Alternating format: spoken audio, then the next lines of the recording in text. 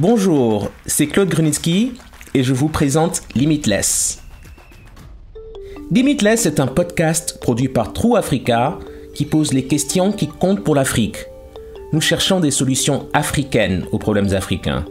Dans chaque épisode, nous posons à 3 invités une question qui compte pour les Africains. Et, sans surprise, ils ne sont pas toujours d'accord. Dans cet épisode, nous nous demandons pourquoi les Africains ne respectent pas les artistes. La raison pour laquelle nos parents, ou bien la génération plus âgée, n'embrassent pas vraiment la créativité sur le continent, c'est parce qu'ils ne voient pas le retour sur investissement immédiat.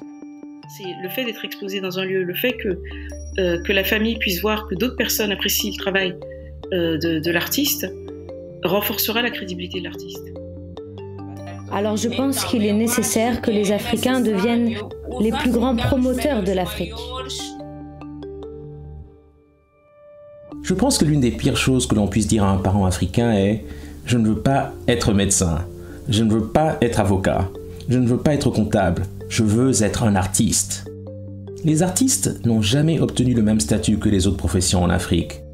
Même si les musiciens, peintres, cinéastes et designers ont une énorme influence sur la façon dont le monde voit l'Afrique. Je voulais comprendre pourquoi. N'est-il pas temps que les choses changent ? Je pose la question à un investisseur dans les industries créatives, à une directrice de musée et à un DJ. Ma première invitée est Sonia Lawson, directrice du Palais de Lomé, premier centre d'art du Togo. Elle pense qu'il est vraiment important d'exposer les artistes locaux dans les lieux où leurs familles et leurs communautés peuvent voir et apprécier leur art. Ce n'est qu'alors qu'ils pourront les respecter pour cela. Alors, comment pensez-vous que nous pouvons amener les Africains à changer leur état d'esprit et à respecter ceux qui choisissent de travailler dans les industries créatives? Il s'agit de faire découvrir à ces jeunes générations tous les enjeux liés à l'art, à la culture, à l'environnement.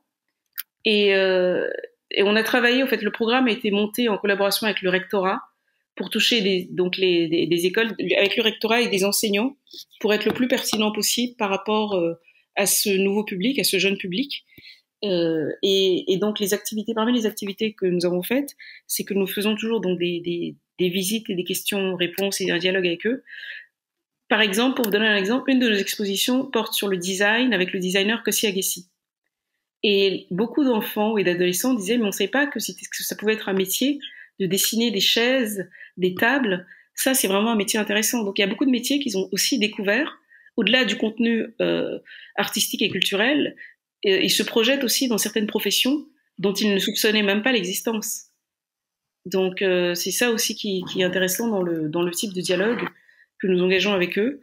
Et cette année, nous avons prévu d'aller... nous avons été un peu ralentis par le contexte sanitaire, mais cette année, nous avons prévu d'aller encore plus loin grâce aux différentes activités prévues autour d'une de nos expositions qui sera inaugurée la semaine prochaine, qui porte sur la ville de Lomé. Et cette exposition sur la ville de Lomé, c'est aussi l'occasion de sortir des murs du palais pour aller dans les quartiers de la ville et de faire connaître le palais dans les quartiers de la ville en activant un théâtre populaire. En activant un théâtre populaire dans les quartiers, on réactive le concert party et donc des petites scènes de rue, des spectacles de rue qui donnent l'idée, l'envie au public d'aller à l'intérieur découvrir le palais. Et donc avec les écoles, nous avons également prévu des chasses au trésor dans la ville de Lomé pour que les enfants connaissent mieux la ville où ils vivent. Mais je pense que un des moyens de contourner ces préjugés est de pouvoir exposer les artistes. Le fait que les artistes soient exposés et qu'on renforce un écosystème qui permette aussi aux artistes de vivre de leur travail, ça permettra de renforcer le respect. Et à mon avis aussi, et on a pu le voir à la réaction et aux confidences de certains artistes qui nous ont dit leur fierté d'être exposés au Palais de Lomé et la réaction de leur famille qui était fière que d'autres se déplacent pour voir les œuvres de la personne de leur famille. Donc je pense que c'est aussi ça. C'est le fait d'être exposé dans un lieu, le fait que la famille puisse voir que d'autres personnes apprécient le travail de l'artiste, renforcera la crédibilité de l'artiste. Donc c'est à nous de créer un écosystème qui leur soit bénéfique. Notre rôle est de créer cet écosystème-là de les faire connaître, de créer un écosystème qui leur soit bénéfique, puisque nous avons besoin d'artistes, de commissaires d'exposition qui puissent parler du travail des artistes, de collectionneurs, de galeries. Donc c'est tout cet écosystème-là qu'il faut renforcer au Togo. Il y a une nouvelle génération qui s'intéresse aux réseaux sociaux, qui est dans les réseaux sociaux et qui voit aussi ce qui se passe dans le reste du monde, qui voit l'art du reste du monde, l'art de vivre lié à des activités. Là, je pense à des activités, par exemple le skate ou autres, qui sont aussi un lifestyle qui va au-delà de la pratique artistique. Donc les réactions changent aussi de ces générations-là. Donc elles ont un intérêt croissant pour l'art et les différentes formes d'art. Donc ça change peut-être plus lentement qu'on ne l'aurait souhaité, mais c'est un changement qui est réel aussi. Et justement, avoir des activités où on invite les enfants des écoles, les adolescents, les étudiants à découvrir les œuvres d'art exposées, les artistes, ça change aussi le regard porté sur les artistes. La prochaine invitée est Roberta Annan du Ghana. Elle a eu une carrière vraiment fascinante. Elle a d'abord suivi une formation scientifique aux États-Unis, à l'université de Georgetown, mais aujourd'hui, elle dirige plusieurs fonds d'investissement et de capital risque, dont l'Impact Fund for African Creatives, IFAC. Elle a également fondé l'African Fashion Foundation, qui a investi dans des entreprises dirigées par des créateurs de mode. Pour elle, le respect se résume à l'argent, et elle est passionnée par l'idée d'aider les créatifs à transformer leurs talents en entreprises prospères. Je lui ai parlé en anglais. J'ai commencé la discussion en lui posant la même question que celle que j'avais posée à Sonia. Comment amener les Africains à respecter les artistes ? Oui, déjà, je veux dire, Claude, merci beaucoup de m'avoir invité à participer à ce podcast. Je pense que c'est un sujet très important dont nous devons discuter. Et tout d'abord, on pourrait se demander si les artistes ne sont pas respectés. C'est donc la première chose à laquelle nous devons penser. C'est vraiment une question d'éducation. Vous savez, nous devons changer les mentalités et nous devons éduquer, en particulier la génération plus âgée, pour qu'elle commence à accepter la créativité comme une catégorie d'actifs qui peut être investie, qui peut réellement rapporter de l'argent et des revenus. Parce que souvent, je pense que la raison pour laquelle nos parents, ou bien la génération plus âgée, n'embrassent pas vraiment la créativité sur le continent, ou ne sont pas pour que nous nous lancions dans le domaine de la créativité, c'est parce qu'ils ne voient pas le retour sur investissement immédiat, ou comment nous pouvons l'utiliser comme un outil pour l'économie. Je dirais que c'est pour nous permettre d'avoir une valeur économique. Nous devons donc aussi changer les mentalités dans ce sens. Et l'une des choses que j'ai faites par le biais de la fondation, qui est la fondation de la mode africaine créée il y a 10 ans et qui se concentre sur l'industrie de la mode, c'est de chercher comment construire une infrastructure initiale autour des idées créatives des gens. Donc si vous regardez dans d'autres catégories d'actifs, je dirais la technologie, l'immobilier, le pétrole et le gaz, ce qui se passe, c'est que les gens voient immédiatement, parce que ce sont tous des éléments tangibles, ils voient le retour sur investissement immédiat. Mais lorsque vous construisez une infrastructure intangible, ce que j'appelle une infrastructure intangible, c'est vraiment, si c'est une chose difficile à faire, c'est une chose difficile de créer de la valeur à partir de quelque chose qui n'est pas tangible, pas vrai ?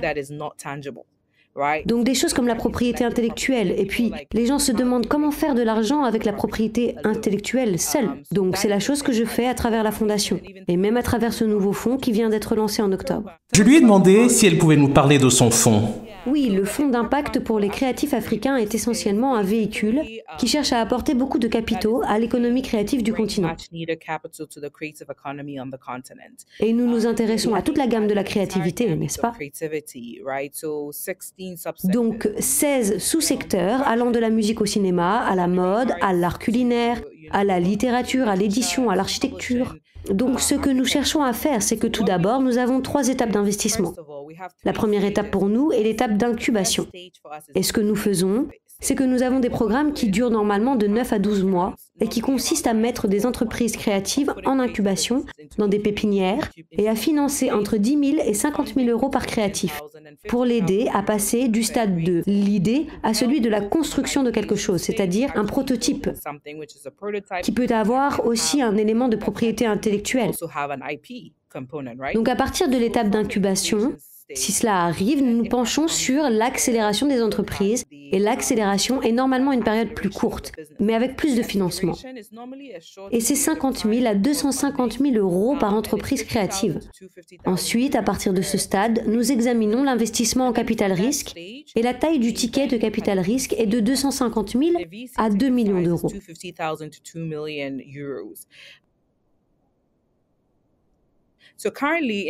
Actuellement, dans notre portefeuille, nous avons 3 entreprises dans lesquelles nous avons investi en capital risque. Nous sommes très enthousiastes parce que nous voulons changer les mentalités.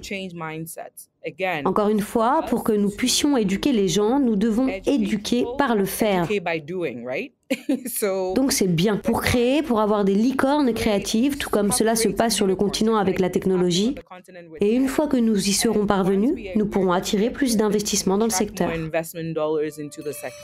Après Sonia Lawson, directrice de musée et gardienne de la scène culturelle, et Roberta Annan qui finance des entreprises créatives à hauteur de millions de dollars, discutons maintenant avec un vrai créatif. Notre journaliste Nelson Mangueira s'est entretenu avec DJ Eli, l'un des plus grands DJ angolais. En tant que DJ, vous finissez évidemment par être aussi une artiste. Que pensez-vous qu'il faille faire pour que le peuple africain en général obtienne ou gagne plus de respect pour les artistes? Pour faire en sorte de donner plus de respect à l'art fait par vos frères, par le peuple africain en général aussi, les artistes africains principalement. Eh bien Nelson, je pense que c'est vraiment une question de culture. Parce que si vous regardez bien, pendant de nombreuses années, depuis le début du monde, les Africains ont été rabaissés. En d'autres termes, de nos jours, c'est un peu à la mode d'être africain. Vous voyez des Américains recréés par-dessus nos racines. Alors je pense qu'il est nécessaire que les Africains deviennent les plus grands promoteurs de l'Afrique. Nous ne pouvons pas laisser les Américains nous voler notre identité, les Européens nous voler notre identité, les Asiatiques nous voler notre identité. Les Africains doivent être fiers d'être Africains. Et la plupart du temps, ce qui tue cette fierté, c'est la façon dont nous sommes gouvernés. Mais grâce à Dieu, de nos jours, les Africains ont une voix dans le monde.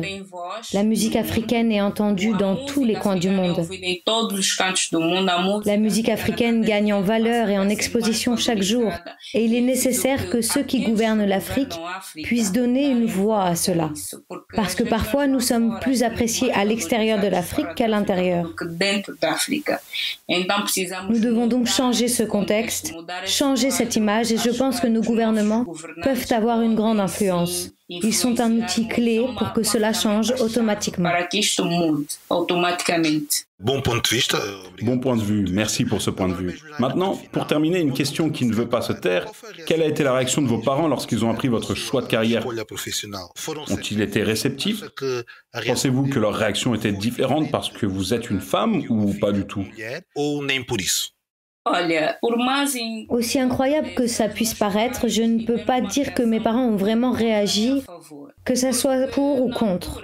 Parce qu'à l'époque, j'étais une adolescente et ils ont fait le lien avec le fait que c'est une adolescente, c'est juste une blague qui va s'effacer, c'est qu'un passage qui va disparaître.